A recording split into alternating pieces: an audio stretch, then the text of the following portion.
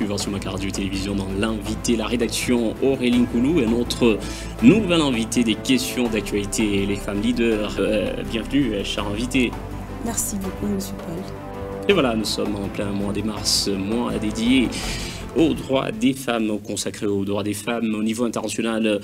C'est sous le thème l'égalité aujourd'hui pour un avenir durable, et au niveau national, ce thème a été contextualisé, c'est promouvoir l'autonomisation de la femme et de la fille dans un contexte des luttes contre le changement climatique.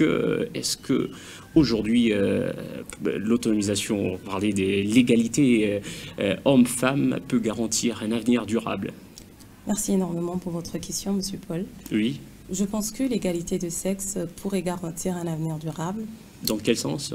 Dans le sens où les deux genres, en fait, sont appelés à être traités de la même manière. De la même manière. Oui, c'est un principe qui part... oui, il y a beaucoup de siècles qui se sont passés, à peu près 20. Nous sommes au XXIe siècle. La lutte a commencé à être chantée à partir de la fin du XXe siècle, aussi XXIe siècle. Et pendant tous ces temps, qu'est-ce que les femmes ont constaté pour réclamer à ce jour l'égalité homme-femme? Merci. Je vais partir en fait sur un plan démographique. Oui. Si on essaie de regarder sur le plan mondial, on voit que les femmes représentent au moins 52% de la population, oui, ici et ailleurs. Dans la majorité. Exactement. Mais si on essaie d'entrer dans les sphères, on voit que les femmes, elles sont représentées extrêmement minoritairement, en fait. Minoritaires. Je peux prendre le cas de la politique, en fait. Oui. Si nous regardons sur le plan de l'Assemblée nationale, on voit que les femmes, elles représentent que à peine 18% dans la prise des décisions. Et si on essaie de rentrer dans l'Assemblée provinciale, c'est à peine 8-9%. Et je pense que toutes ces choses-là peuvent toujours pousser les femmes à réclamer la parité. À réclamer la parité, elles sont absentes ici, mais elles sont présentes ailleurs. Donc si elles sont absentes en politique, mais on les retrouve ailleurs, dans d'autres secteurs. Les femmes travaillent, oui. On les retrouve dans le milieu professionnel, sur le plan social. Mais est-ce qu'elles sont au poste de prise de décision? C'est la question qu'il faut se poser. Est-ce que ces femmes sont sur des postes stratégiques? Et donc le souci ou les défis est de se retrouver dans la sphère des prises de décisions. Comme le prévoit la Constitution, dans l'article 14, je pense que oui. Le but, c'est d'arriver à 30% des femmes sur la prise de décision. Comment y parvenir? Exactement.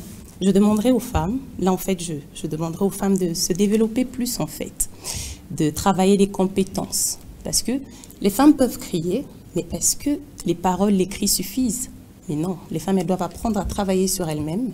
Elles doivent apprendre à développer ce qu'elles ont à donner, leurs capacités pour pouvoir atteindre ces seuils-là. Si on essayait de revenir sur le plan de l'école primaire, oui, là, en fait, la discrimination est encore très basse. Mais quand on arrive au niveau de l'école secondaire, on voit que les femmes diminuent.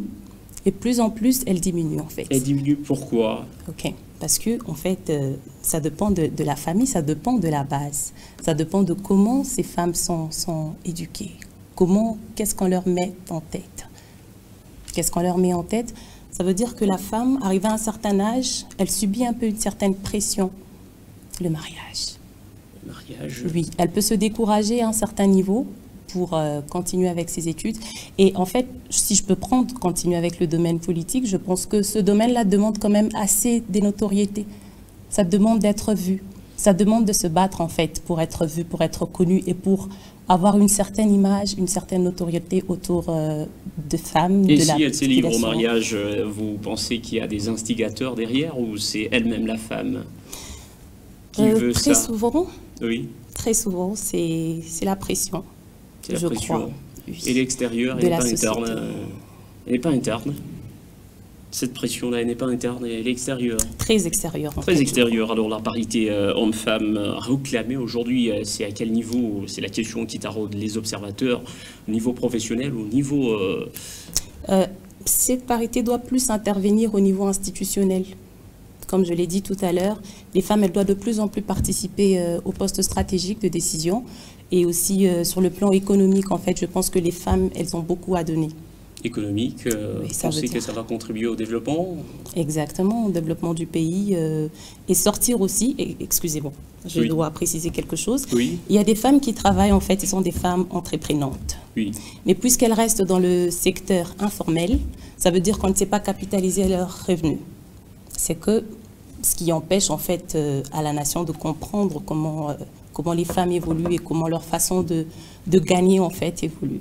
Mais si elles quittaient du secteur informel vers le secteur formel, je pense que leur capital sera quand même suivi et on saura quand même comment énumérer cela sur le plan il y a des femmes, économique. la plupart des femmes, qui passent dans les médias, réclament que dans le cadre de cette lutte, que l'égalité soit du point de vue professionnel, c'est-à-dire si vous avez besoin des 50 agents, qu'il y ait 25 femmes, 25 hommes. C'est ça la parité, du point de vue professionnel? Du point de vue professionnel, Oui, ou emploi, je pense que la parité, c'est plus au niveau des compétences. compétences. Oui, ça veut dire que une femme compétente, je ne vois pas comment on pourrait lui interdire d'accéder à un certain poste, en fait. C'est plus ses compétences que la parité ou que les droits des femmes exactement. Parce que plus de femmes crient, plus de femmes appellent à ce qu'on les écoute. Mais est-ce qu'elles sont compétentes pour occuper ces postes-là? Mais il y a déjà plusieurs personnes qui disent que la femme a les mêmes capacités qu'est l'homme, donc la compétence, il n'y a pas à la remettre en cause, mais en cas de concrétisation ou d'effectivité de cette parité, Oui. il n'y a pas des conséquences, c'est-à-dire là où on doit engager, si on doit engager 25 hommes, on a besoin des 50 agents, 25 hommes, 25 femmes. Donc par couple, on doit engager le mari et la femme. Il n'y a pas des conséquences. En fait, des conséquences au niveau professionnel, si on engageait 50-50, je ne pense pas qu'il y aurait un problème à cela. Au niveau professionnel, mais il y a un lien avec le niveau social ou la famille, la société en général. J'allais dire, si l'homme et la femme se retrouvent tous dans une même entreprise, c'est-à-dire par couple, au nom de la parité, on est obligé d'engager le mari et la femme. Entre-temps, la maison, le ménage reste vide. Il n'y a pas des conséquences sur ce... C'est vrai que c'est quand même un problème très rare d'engager le mari et la femme dans une même entreprise, mais je prends le cas où oui, on suppose que si cette lutte pour la parité était effective, si on arrivait vraiment à appliquer effectivement cette parité, on va aboutir à cela. Vous savez, en fait, là on est en train de partir sur un contexte de genre. Oui. On n'est pas contre les hommes, en fait. On ne combat pas les hommes. On est juste en train de crier à nos droits. Ça veut dire où on se sent capable, qu'on nous prenne. Où on se sent à l'aise, qu'on nous prenne. Ou si on peut démontrer nos capacités, qu'on nous prenne. Mais à la maison, je pense que ça peut se gérer. Il y a des femmes capables, n'est-ce pas? Exactement. Ça peut se gérer. Elle est prise. Son mari également, qui est aussi compétent, il est engagé. Ouais. Ils sont soumis tous deux, étant couple, à un règlement intérieur de l'entreprise. Pas des sorties pendant les heures de travail. Pour leur famille, leur couple, il n'y a pas de conséquences. Bien sûr, c'est au nom du développement. Il n'y a pas de conséquences dans d'autres secteurs. Ce qui est vrai, les enfants peuvent subir un coup parce que ça demande quand même la présence des parents. Oui. Mais ces choses se gèrent, je crois. Ces choses se gèrent en prenant par exemple un babysitter délégué, mais en fait, il faut toujours trouver le temps pour sa famille. Il y a le dimanche. Qui a aussi abandonné ses enfants pour raison de travail. Peut-être qu'elle n'a pas d'enfant. Oui. Peut-être qu'elle n'a pas d'enfant. Peut-être que c'est une célibataire. Qu'est-ce qu'on en sait? On suppose. Et alors, il faudra en avoir un grand nombre des célibataires pour s'occuper des familles qui laissent leurs enfants dans ce cas. Non, c'est pour vous faire comprendre que ça se gère en fait. Ça se gère. Et il y a le temps pour les enfants. Ça veut dire que le dimanche, très souvent, on ne travaille pas.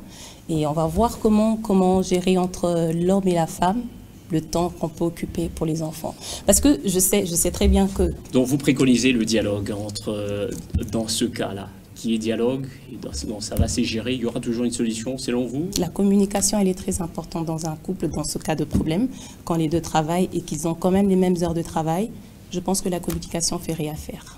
Et voilà votre dernier mot, et puis on finit par là, votre recommandation par rapport à cette lutte pour faire valoir les droits des femmes? Ok, merci. Ma recommandation reste la même. C'est que les femmes soient quand même considérées sur des postes importants, qui arrivent oui. aussi, des postes stratégiques, ça veut dire de prise de décision, et qu'on sente vraiment cette parité-là, que ce soit sur le plan économique, que ce soit sur le plan politique ou social. Social. Voilà, Aurélie Nkoulou, c'était un honneur de vous avoir sur ce plateau des questions d'actualité en ce mois de mars. Merci à vous, monsieur. Merci, je rappelle en passant que vous êtes femme leader et encore une fois, merci d'être passé. Merci à vous. Et par ici donc s'achève la question d'actualité de ce jour. Un immense remerciement à vous tous qui nous avez suivis. Retrouvez un autre sujet demain dans un nouveau numéro. Au revoir.